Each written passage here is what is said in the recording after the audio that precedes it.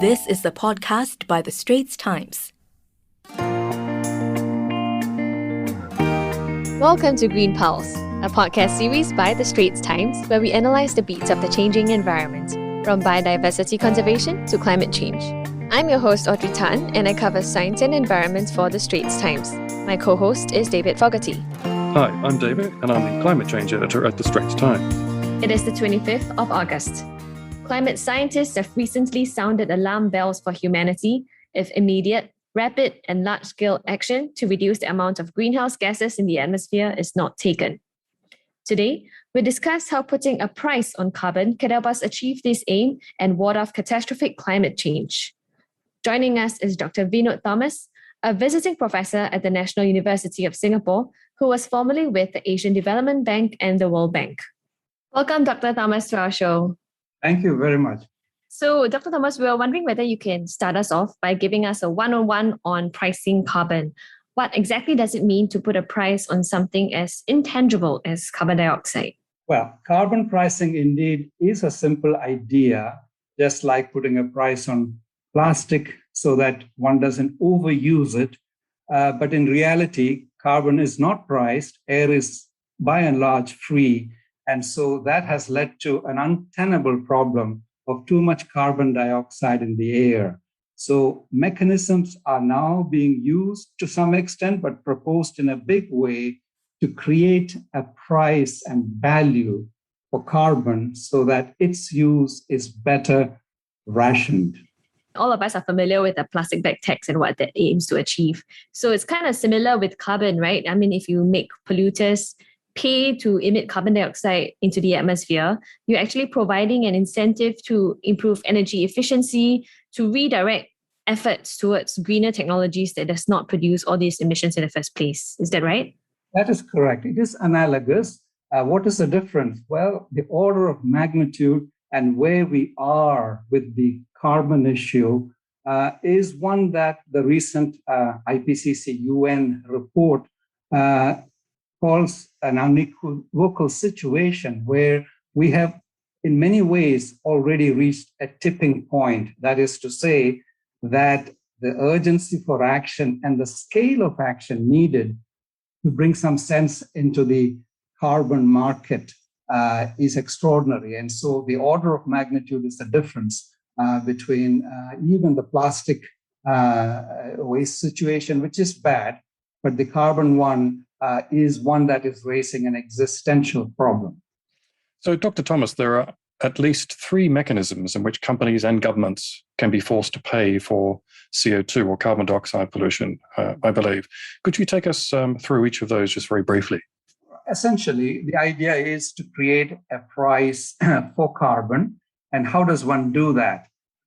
So as we produce cement or we produce iron and steel, carbon dioxide is emitted into the air with no penalty for the amount that is being emitted. So one simple way is to say, look, I'm going to figure out how much you're polluting as a result of the cement production or iron and steel production and put a tax on that.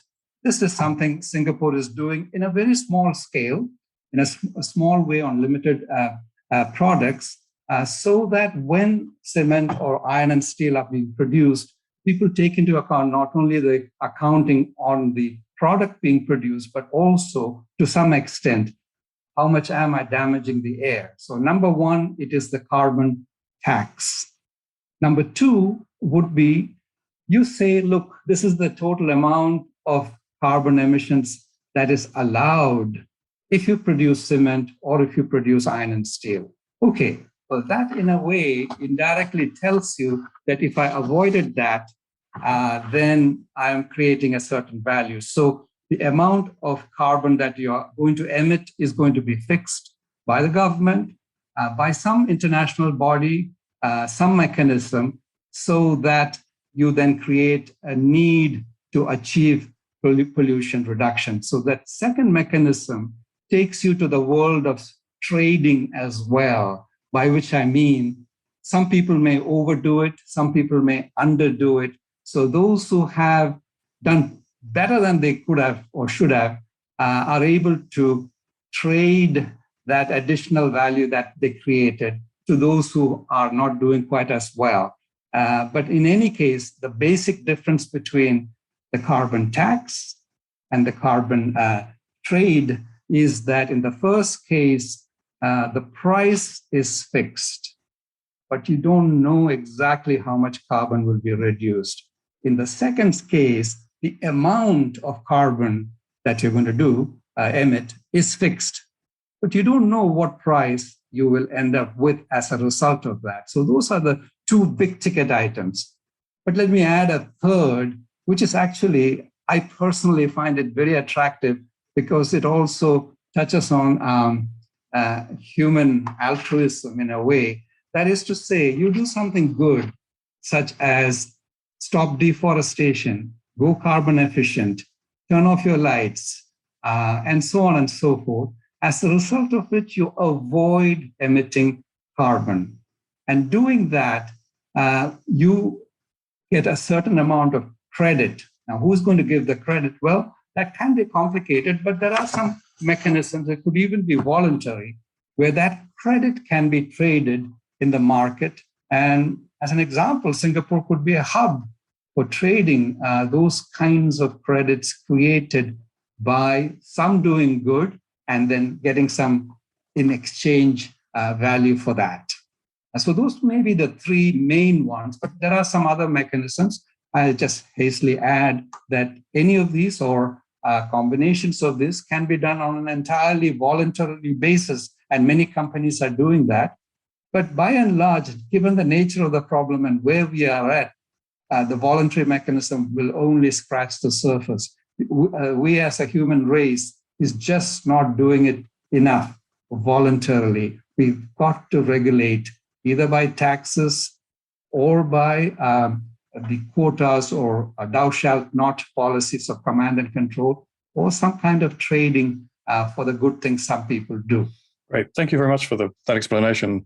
But I believe these three different schemes have been around for quite a while, and yet a lot of pollution globally still goes untaxed. So, for example, in June, the International Monetary Fund estimated that 4/5 or 80% of global emissions remain unpriced, and that the global average emissions price was still only $3 per ton.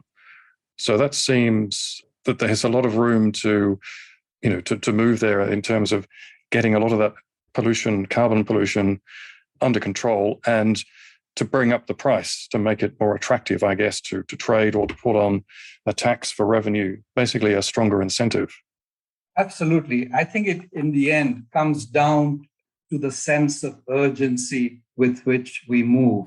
The recognition that carbon needs to be priced so that the air is cleaner, so that temperatures don't rise the way they do, and so that sea levels don't rise, and so we don't go underwater and droughts don't destroy agriculture. All of that, in principle, is understood. And like you said, David, they have been understood for a long time. But the carbon price, that one mechanism we talked about, at $3, and IMF stipulates ideally something along the lines of 75 for rich countries, 50 for middle-income countries, 25 for low-income countries, is way above that. And so, given that the question is simply that why have not had the sense of urgency to see the problem sufficiently clearly to then create markets where the price is much higher, way higher than what it has been. The reality is that today, about 1/5 of the carbon is being priced by tax or carbon credits and so on, and the remaining, the big part, is not. And that, in another way, also is saying large emitters are going without controlling the pollution as we speak. So this needs to be dramatically changed. Now, if you like what you're hearing so far, do subscribe to our series Green Pulse on Apple Podcasts, Spotify, or Google Podcasts. Like us and give us a rating. So I want to bring the discussions back to Singapore for a bit. Singapore is also looking more seriously into carbon pricing these days.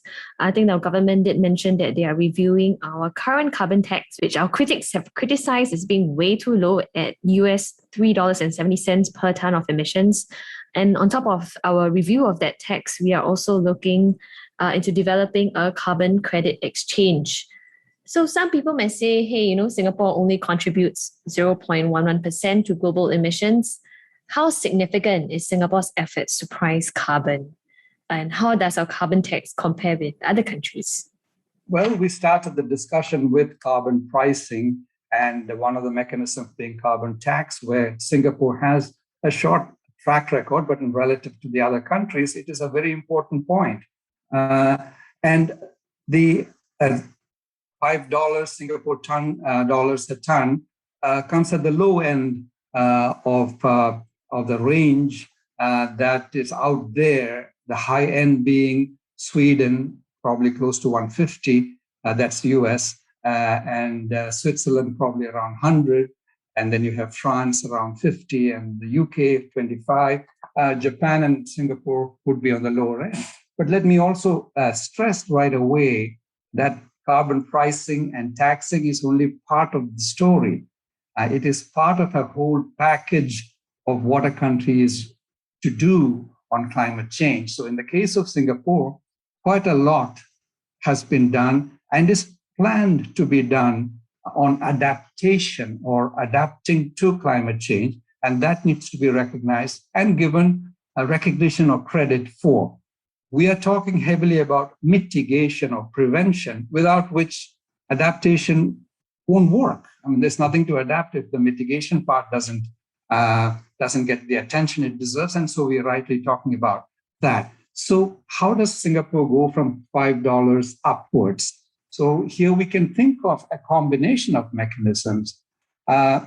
Although Singapore's carbon footprint in terms of the amount of carbon it emits as a part or a percentage of the global total is very low, like 0.1%, because it is a small economy.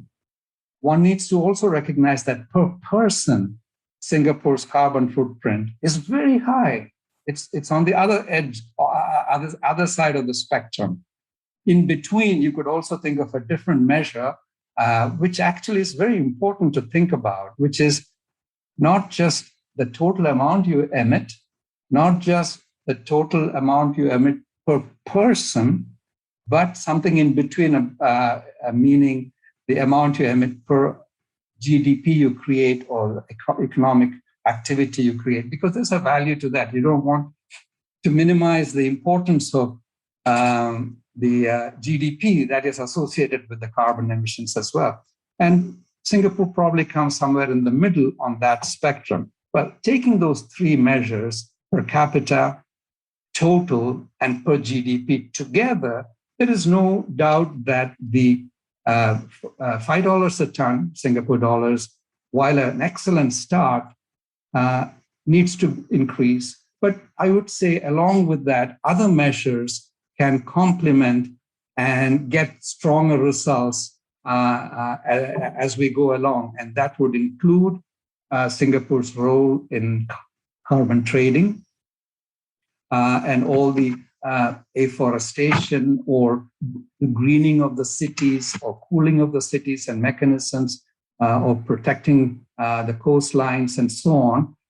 Taken together, the package could be much stronger. But as it stands on mitigation, although the carbon footprint is small, given its high place in per person carbon emission, Singapore has both a modeling role to play, but also one on technology that Southeast Asia could benefit from.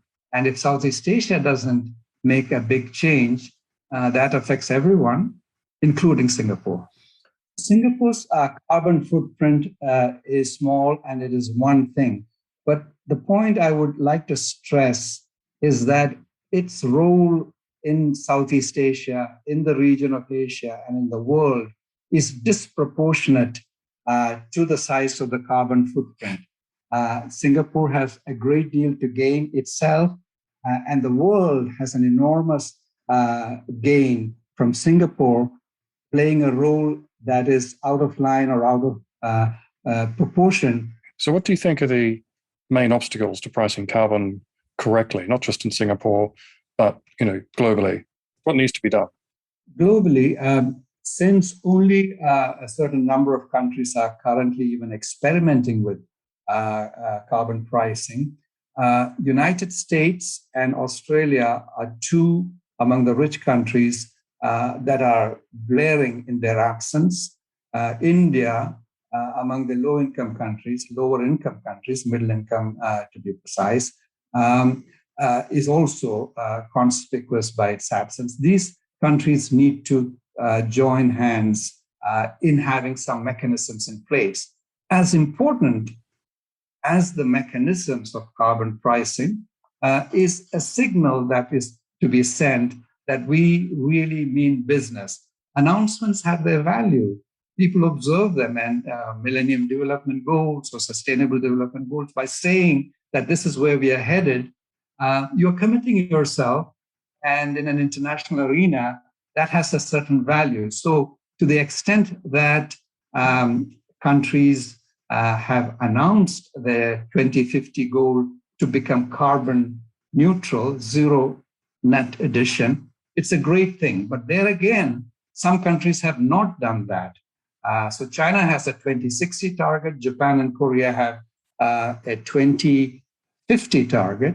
United States is going to be also in that 2050 range.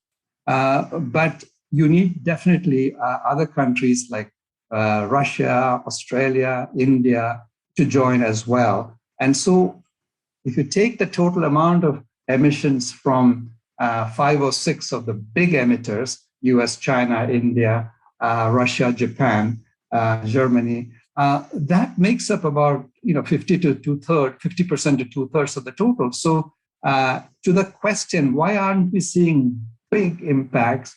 It's because the big emitters are not nearly playing their part strongly enough, either by not pricing them enough or by not announcing targets to which they are tied to. So the Paris mechanism of voluntary agreements have to be strengthened enormously at the Glasgow meetings this year, later in November, with much stronger commitments on the part of all the countries, but especially the big emitters. And it comes down at the end to the sense of urgency, priority, and the political will to make these announcements and stick by them. Thank you for joining us today and breaking down the issues surrounding carbon pricing for us, Dr. Thomas. Well, that's a wrap for Green Pulse, and we hope you enjoyed our discussion. For more on climate change and the environment, do check out our stories in the Straits Times. And don't forget to subscribe to our Green Pulse podcast series on your favorite audio apps, Apple Podcasts, Spotify, or Google Podcasts.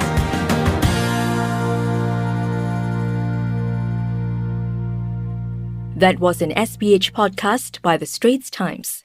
Find us on Spotify, Apple or Google Podcasts, or streaming on Google Home. Do feedback to us at podcast@sph.com.sg. You can also check out more podcasts on various topics at the Straits Times, the Business Times, and Money FM 89.3.